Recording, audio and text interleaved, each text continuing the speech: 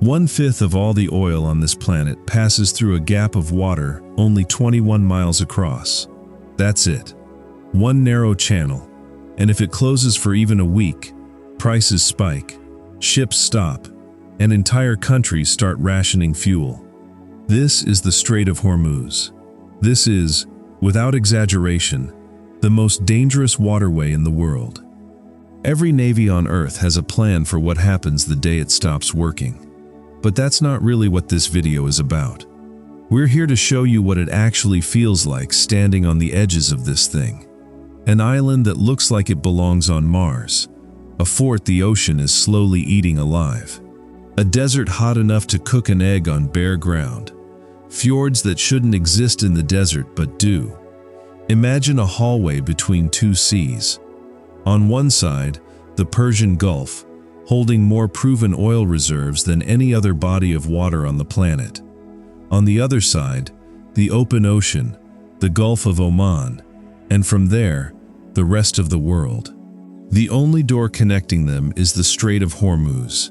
At its tightest point, that door is just 21 nautical miles wide. Inside that narrow gap, ships don't even get the full width to work with. There are two shipping lanes carved out of it, each about 2 miles across, one lane moving in, one lane moving out.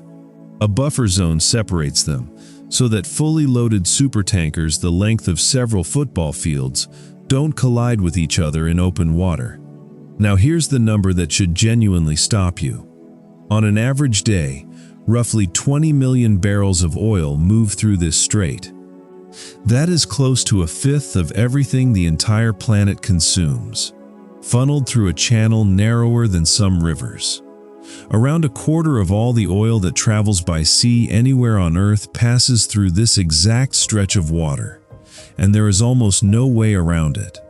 A couple of pipelines in Saudi Arabia and the UAE can redirect a limited amount of crude overland, but the overwhelming majority of oil coming out of Iraq, Kuwait, Qatar, and Iran has no other route to the ocean. It goes through here, or it doesn't move at all. So think about what that actually means. Every warship stationed in this region knows the coordinates of this passage without looking them up. Every oil trader on every exchange on the planet is watching this water the way you'd watch a heart monitor. When tension rises here, and it has spiked more than once in just the last year alone, prices don't creep upward. They jump, sometimes within hours. This strip of sea has decided the outcome of wars, propped up empires, and can still, today, move the price of gasoline in a city that has never heard its name. And this isn't new. Control of this exact channel has changed hands for thousands of years. Persian dynasties held it first, using it to link their empire to the rest of the known world. Then Portuguese ships arrived and forced their way in. Then the Dutch. Then the British, running their own fleet through here for the better part of 2 centuries. Then oil got discovered underneath the surrounding desert, and the entire calculation changed overnight, turning a regional trade route into the single most watched choke point on the planet. Different flags, different centuries, same 21 miles of open water at the tightest point, always worth fighting over. Here's how real that threat is. Earlier this year, when strikes hit Iran, tanker traffic through this exact strait dropped by roughly 90% within days. When Iran threatened ships directly not long after, that number climbed past 95%. Oil prices jumped above $100 a barrel almost overnight. A handful of warships and a single political threat nearly shut down 20% of the world's oil supply in less than a week. That's not a hypothetical scenario in a briefing document somewhere. That happened this year, in the exact water we're talking about right now. But we're not going to spend this whole video talking about tankers and politics, because almost nobody talks about what's actually sitting on the shoreline around this water.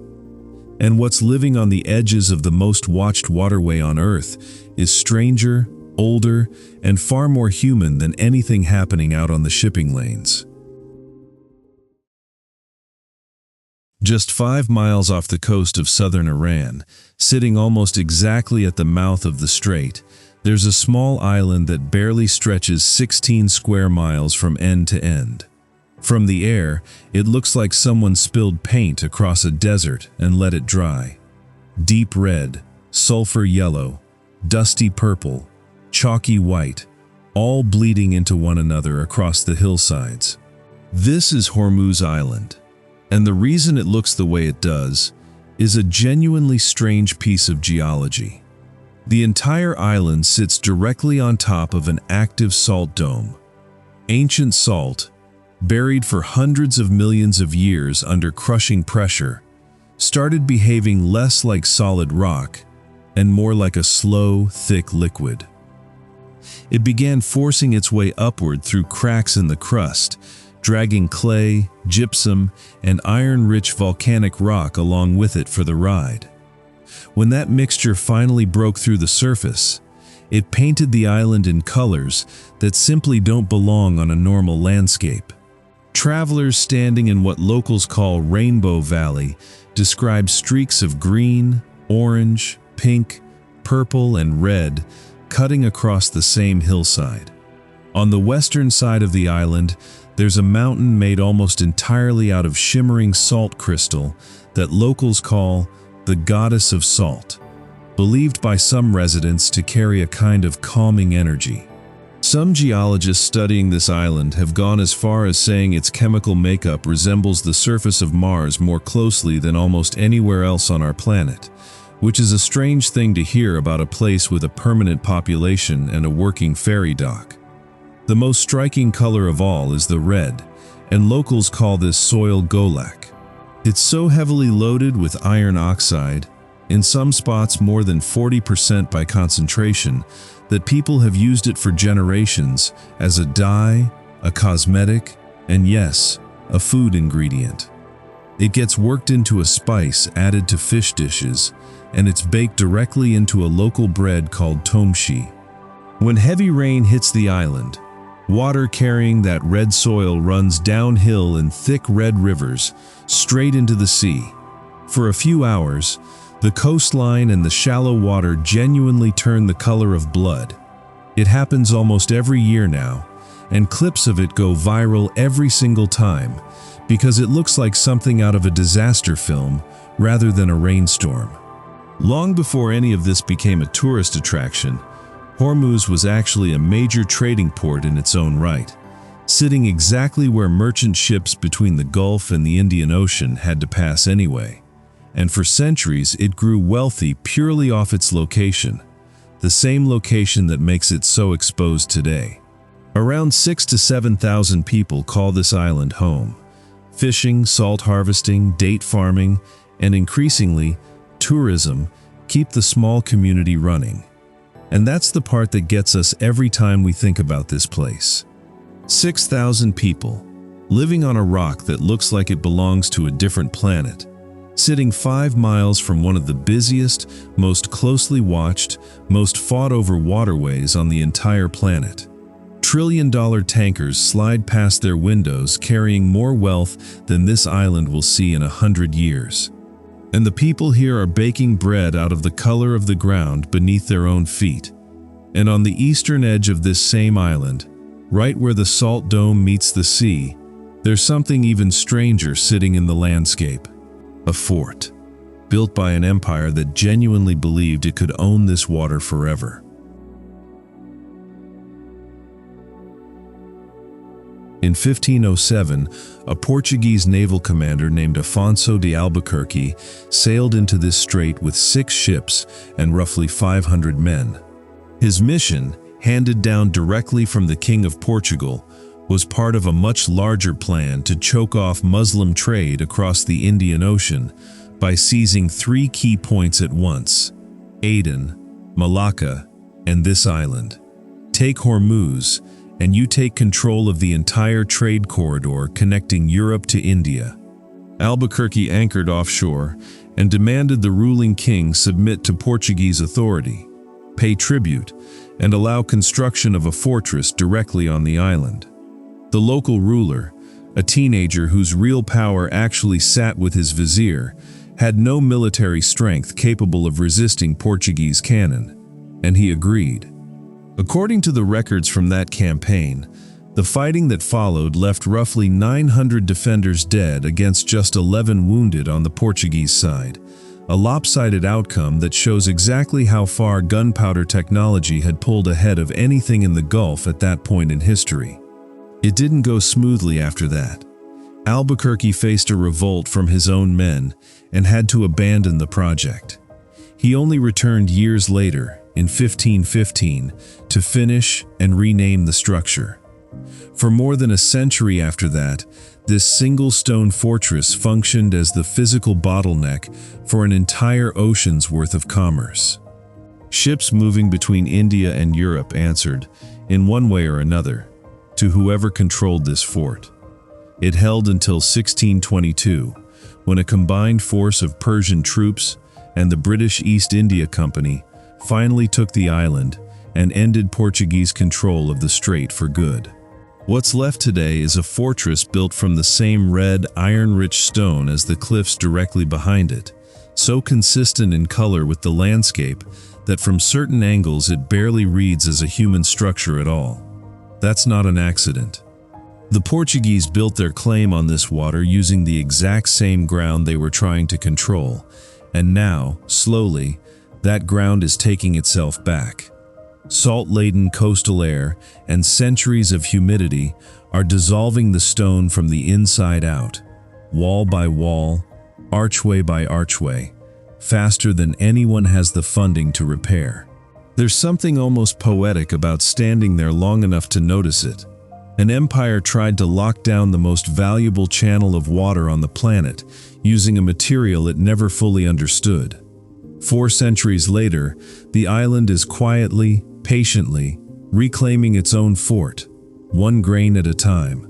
Now let's go inland, because just a short boat ride away, on the largest island in this entire Gulf, there's a place the locals genuinely believe was shaped by something falling out of the sky.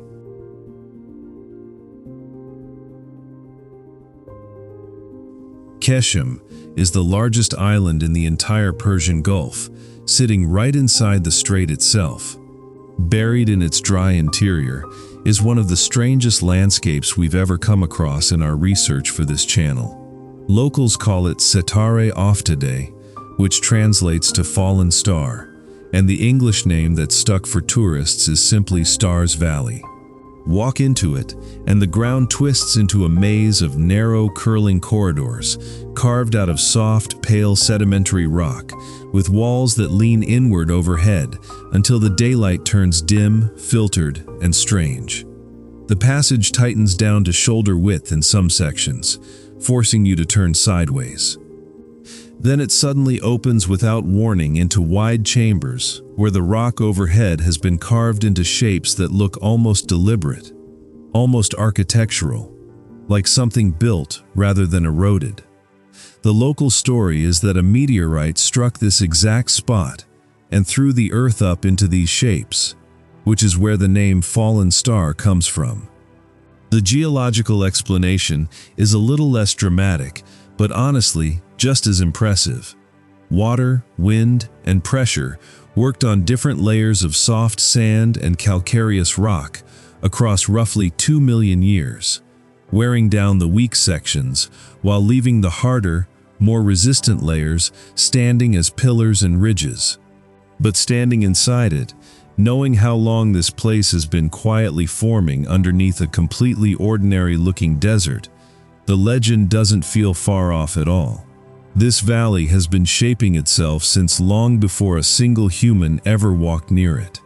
At night, people who live nearby describe an almost total silence out here, broken only by wind pushing through the narrow stone channels, changing pitch and direction depending on the season.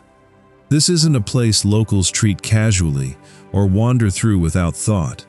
It's approached with a quiet, deliberate respect, the same instinct you'd feel walking carefully through somewhere you didn't fully understand. Today, the valley sits inside Keshim's UNESCO-recognized geopark, alongside the equally strange Chaku Canyon and one of the longest salt caves on Earth, buried just a short distance away under the same island. And despite how remote this all sounds, this single valley has reportedly drawn crowds estimated at close to 1 million visitors in a single year, which means a landscape shaped in near total silence over 2 million years is now regularly filled with the sound of footsteps.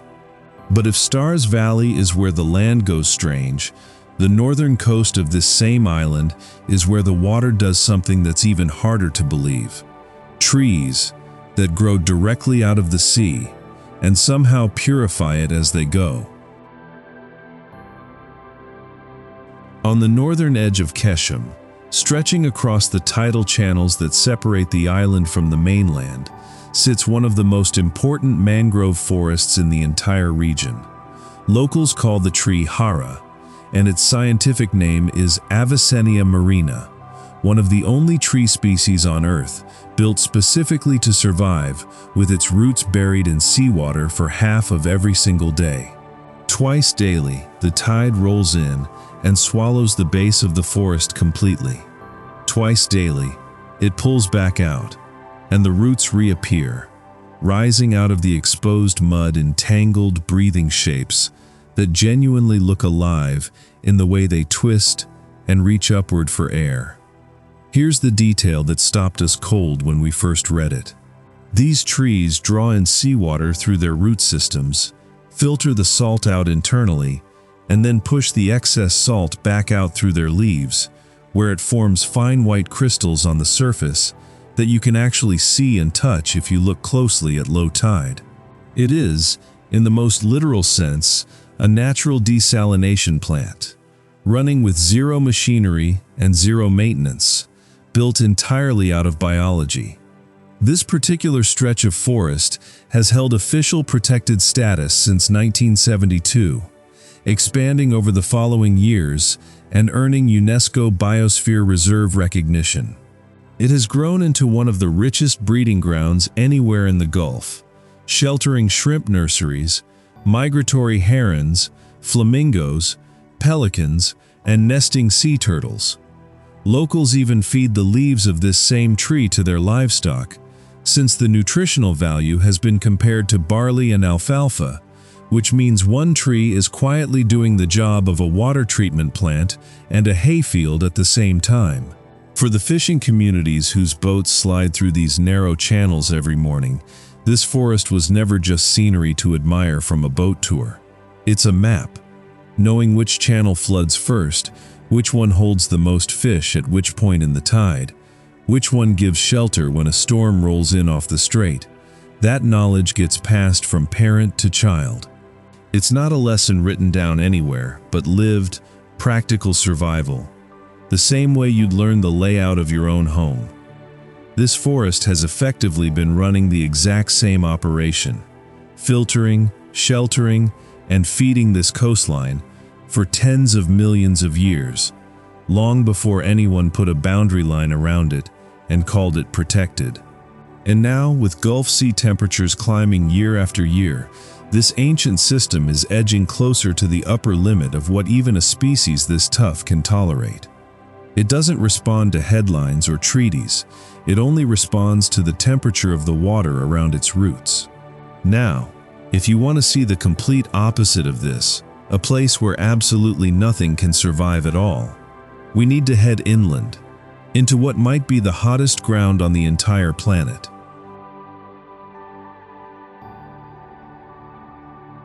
Not far inland from the coast that feeds this strait, in southeastern Iran, there's a desert called Dasht-e-Lut, which roughly translates to the plain of emptiness. That name is not an exaggeration. It's closer to an understatement. Using an instrument called MODIS aboard NASA's Aqua satellite, scientists recorded a land surface temperature here of 159.3 degrees Fahrenheit back in 2005. A later study, using nearly 2 decades of satellite data, pushed the confirmed high even further, to 177.4 degrees Fahrenheit. To be clear, that's not air temperature. That's the actual ground itself, hot enough that researchers studying it have pointed out you could realistically cook an egg on it in a few minutes. Scientists have since started using this exact desert as a stand-in for the surface of Mars, running equipment tests here specifically because almost nowhere else on Earth gets close enough to those conditions. The reason it reaches this extreme comes down to a brutal combination of factors stacking on top of each other. Dark volcanic rock across much of the surface soaks up heat instead of reflecting it back into the sky. The desert sits inside a basin, ringed by mountains that trap the air and stop it from circulating or cooling down. And there is almost no vegetation anywhere across its roughly 20,000 square miles, an area larger than the entire country of Denmark, to slow the heating process down even slightly. At the center of this desert, in a black volcanic plateau called Gandum Berrien, which translates to scorched wheat, there is no confirmed life at all. Not bacteria, not fungi, not a single organism that scientists have been able to identify surviving on the surface. It stands as one of the very few patches of ground anywhere on this planet where nothing living has ever been confirmed to exist. Wind carved the edges of this desert into towering ridges called yardangs, some rising more than 150 feet off the desert floor, standing in long parallel rows that stretch for miles. Together they form a strange city-like geometry built entirely by natural erosion rather than by anyone's hands. For centuries, nomadic traders routed their caravans carefully around the hottest zones of this desert, passing down detailed, hard-won knowledge of which paths held any trace of water, and which routes meant almost certain death if you misjudged them. Nobody lives permanently inside the Lut today, and honestly, nobody ever really has. It was named a UNESCO World Heritage Site in 2016, protected not because human activity threatens it, but because it stands as one of the last genuine extremes left on this planet. A place where development simply never had a reason to arrive. Now let's finish this journey where the strait becomes almost impossible to travel across by land at all. A stretch of coastline that looks like it was airlifted in from Scandinavia and dropped straight into the middle of Arabia. At the very northern tip of the Arabian Peninsula, right where the Hajar Mountains stop retreating and simply plunge straight down into the sea, sits a piece of land called Musandam. It belongs to Oman, but here's the strange part that surprises most people the first time they hear it. Musandam doesn't actually touch the rest of Oman. A strip of United Arab Emirates territory sits directly in between, which makes Musandam an exclave. It's technically part of a country its own citizens cannot reach by road without first crossing an international border into a different nation entirely. The coastline here is sliced apart by deep, narrow inlets that locals call khors, and travelers have nicknamed the whole region the Norway of Arabia because of how closely these inlets resemble Scandinavian fjords. But there's never been a glacier anywhere near this coastline because it's never been cold enough. What actually happened here is the Arabian tectonic plate slowly sliding underneath the neighboring Eurasian plate, forcing this stretch of mountain range to fracture and sink along its outer edge. The sea then flooded directly into the cracked, lowered valleys left behind. Some of these limestone walls rise more than 800 meters almost straight up out of the water, and the tallest peak in the entire peninsula, Jebel Harim, climbs past 2,000 meters above sea level, just a short distance inland from the coast. Local dhow captains still describe steering beneath cliffs so steep and so close that the boat genuinely feels like a toy, sailing through a canyon carved for something much larger. Locals here travel almost entirely by traditional wooden boats, called dhows, gliding through water that shifts from turquoise near the surface to nearly black in the deeper channels. Along the way, they pass hidden coves where pods of dolphins trail alongside the hull, occasionally leaping clear of the water as if they know exactly how good it looks on camera. The Shihu, the tribe that has called this rugged coastline home for generations, built rock-hewn dwellings into the mountainsides themselves, adapting to a landscape almost too steep and too dry to farm in any conventional way. Out past one of the main channels sits Telegraph Island, a tiny outpost where 19th-century British communications workers once lived in genuine isolation to keep a single undersea cable running. It was a posting so remote and so grueling that it's rumored to be the origin of the phrase, "going round the bend." This is the very last stretch of land before the Strait of Hormuz narrows completely into its tightest, most watched passage. The final wall of rock standing guard over the most valuable channel of moving water on the entire planet. And that's the strait. Not a headline. Not a chart of oil prices ticking up and down on a screen somewhere in New York or London. A string of almost impossible places, sitting quietly on the edges of the most fought-over water on Earth. A red island that bleeds when it rains. A fort slowly being eaten by its own stone. A valley locals still believe fell out of the sky. A forest that filters its own salt water. A desert too hot for a single living thing to survive on its surface. And a coastline shaped like it wandered in from somewhere else entirely and simply decided to stay. 21 miles of water. The whole world is watching it. Almost nobody is watching what's living right beside it. Persians, Portuguese, Dutch, British, and now oil. The flags keep changing. The water doesn't.